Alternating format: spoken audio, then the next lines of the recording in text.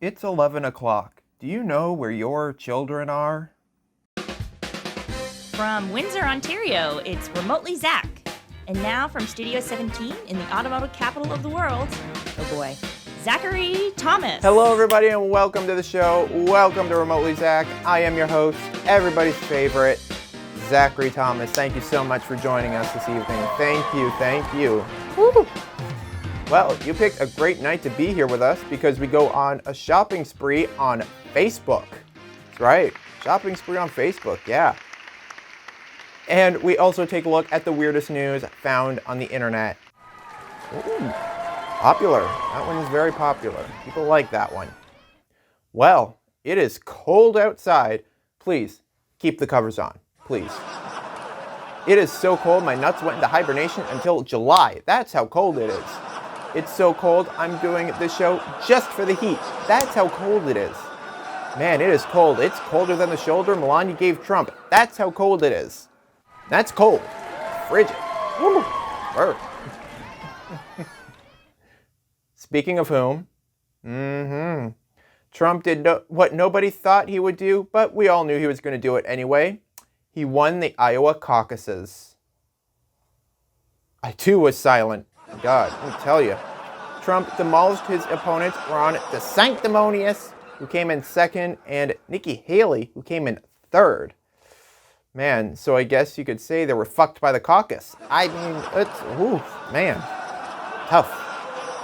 Though Nikki Haley sounded strangely victorious. Take a look.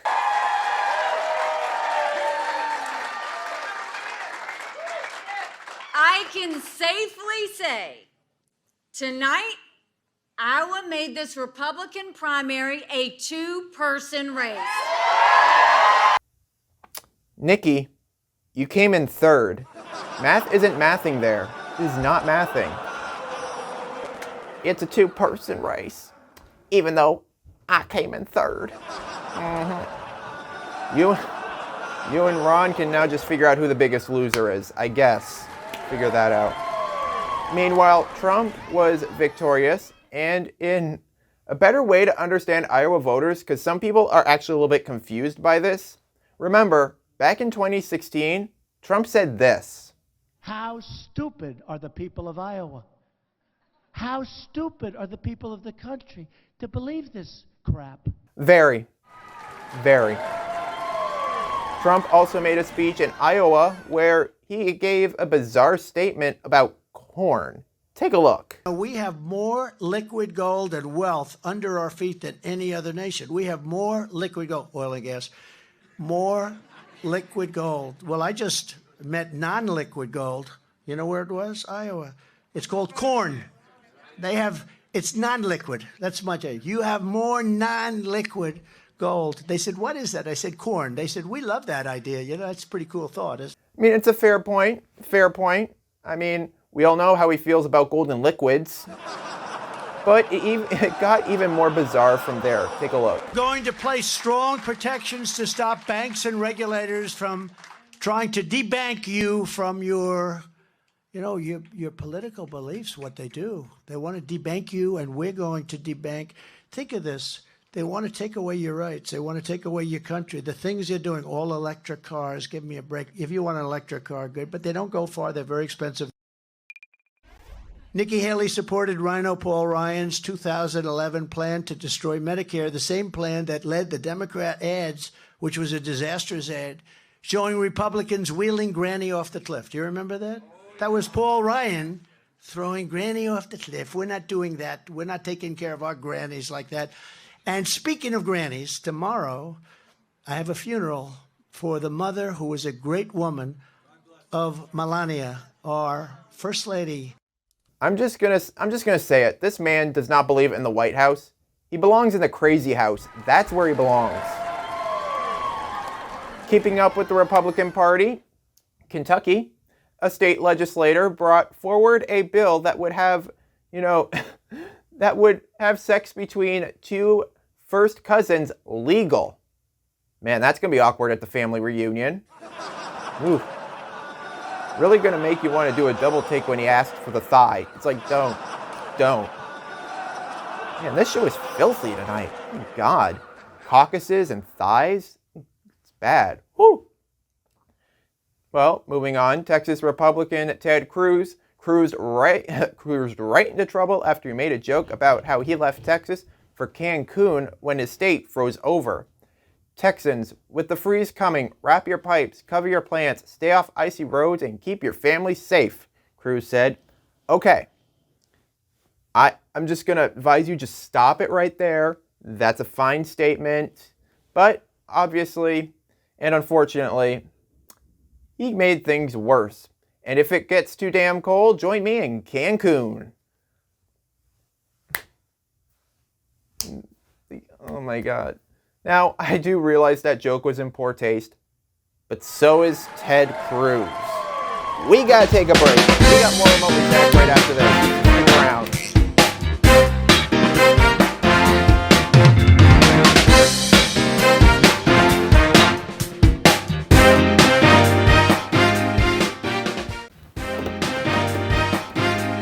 Hey everybody, welcome back. Welcome back to the show. Folks, is anyone experiencing a fever? Stanley Cup fever? So people are going crazy for this cup. I mean, take a look at this video.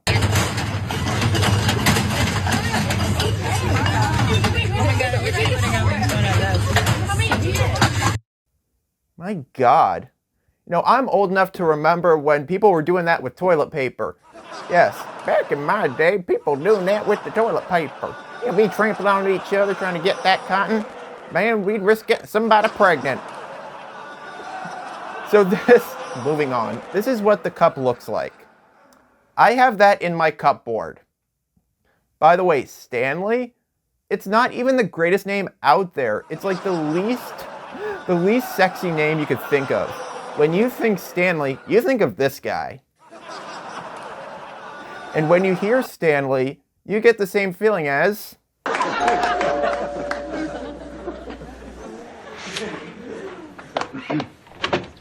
Hi, it's me, Stan. You're just like, ugh.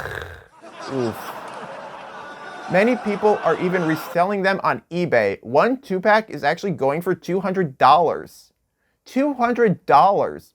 If you thought buying them for $200 on the aftermarket wasn't bad enough, people on TikTok, people who need help, are posting about their collections of them. Point of view, you have a cup to match every outfit. I can guarantee this person has like 20 cats, a cat sweater, and hideous glasses. I know. I'm gonna get people saying, you know, you collect Lego, blah, blah, blah. Yeah, but here's the truth. Lego is cool. I mean, owning a Stanley Cup doesn't make you cool or hip or trendy. It makes you an idiot. Now, moving on. It's time for one of my favorite segments. We go shopping. No, not for Stanley Cups, but we go shopping on Facebook.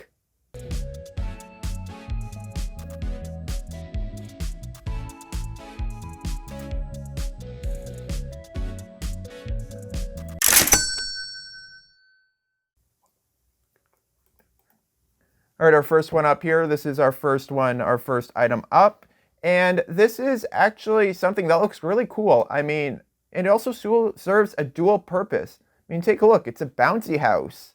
Wow. And where the dual purpose comes in, after the kids are done, you can take it and just screw it up on your ceiling. I mean, it looks really good. It looked really great. Who knows? Our next item here, this is one of those kickboxing machines. You can see it here. I mean, taking a look at this, it's like, you can just hear it be like, hey, I'll be back. Come back here and kick me like a bitch. And it just, you know. All right, I saw this one and it was really rather very interesting, I guess you could say. Take a look. I don't know why anybody would need that. I mean, I don't know what kind of freakiness people are going into right now. I mean, they love, you know, horses. By the way, if your daughter asks for a pony, get her this. I mean, come on. Oh man, these are just bad. All right, our next one here is going to be rather very interesting. A ball pit bed. I mean, this is great. Now when Dad comes over to spend time with the kid, he can tell him, I got a ball pit bed. I got balls in my bed like Mommy does.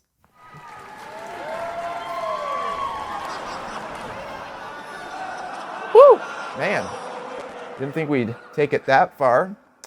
Alrighty, coming up here, this is, I don't know what this is. I mean, it says what it is. I'm like, who needs this? In fact, that should really be the name of this segment. We should rename this segment, Who Needs This? I mean, but anywho, take a look. Beautiful ball sack guitar, $3,500. I'm sorry, did this just say beautiful? I mean, where are you going to play this? Who is going to buy this and who is going to play it? I would like to know. Because that's just, and I mean, custom made ball sack guitar, absolutely gorgeous. I will sacrifice this gem for $3,500. Nobody is going to buy this. Well, maybe I will, but no.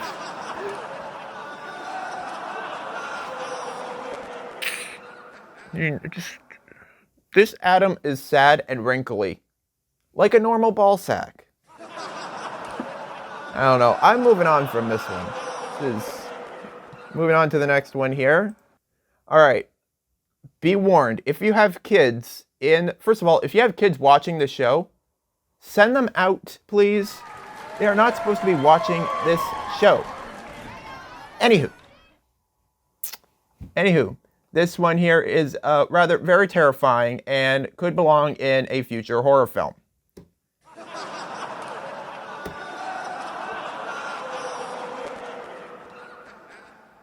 I mean, are we trying to resurrect the ghost of Andy Warhol? I mean,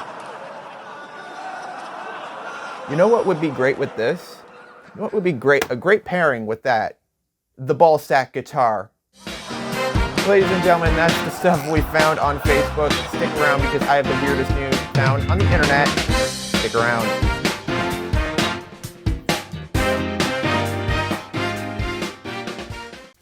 Hey everybody, welcome back. Welcome back to the show. Folks, it's Friday, and that means it's time for the weirdest news found on the internet. That's right, it's time for Weird News.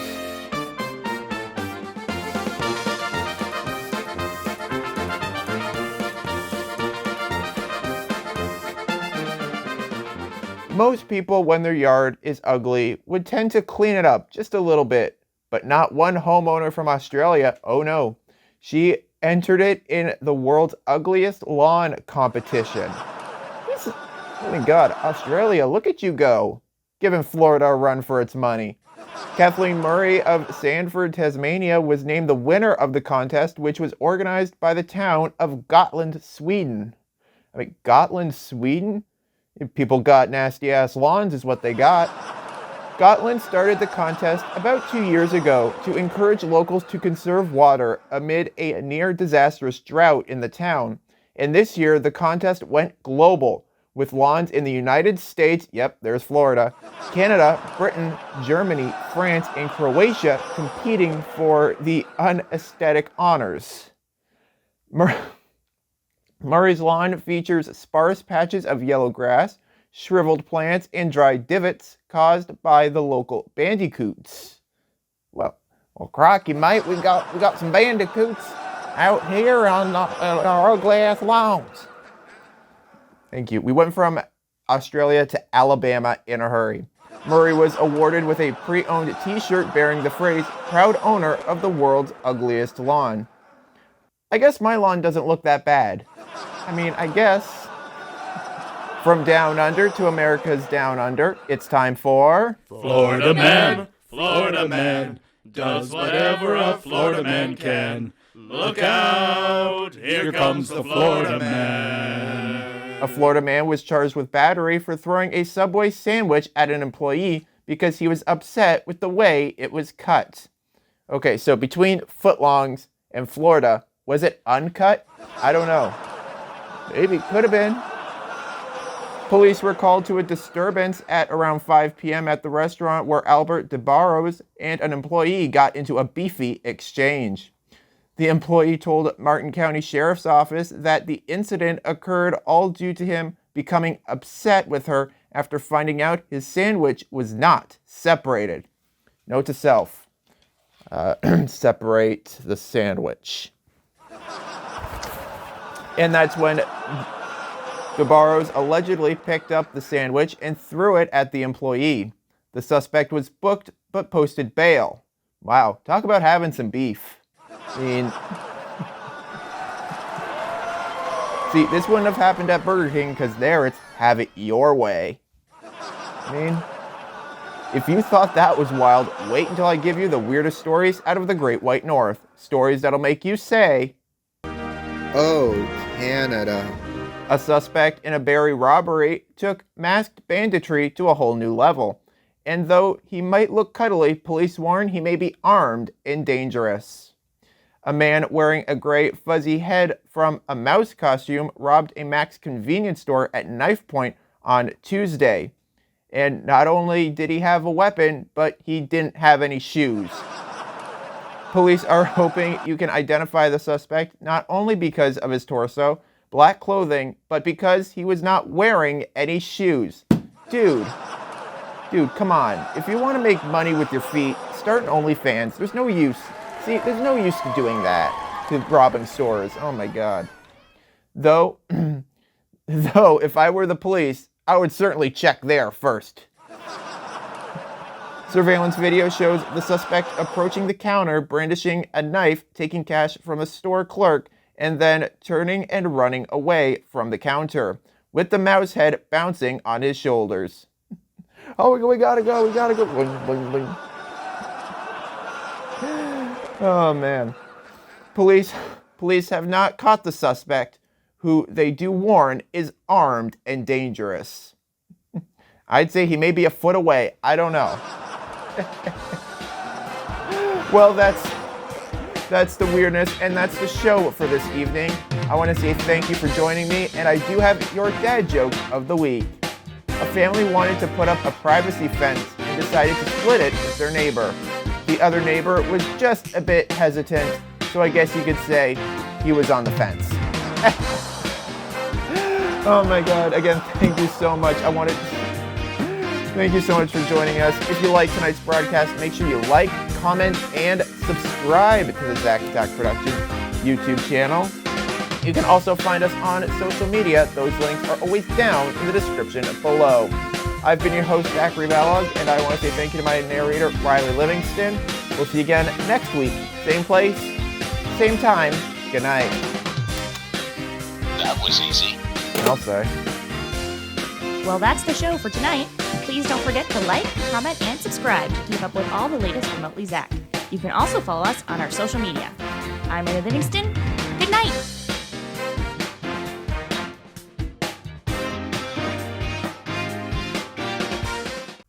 Hi, it's me. I'm the problem. It's me. I hope you enjoyed that video. Click over here to check out this video just like it, and also click down here to subscribe to the Zach Attack Productions YouTube channel.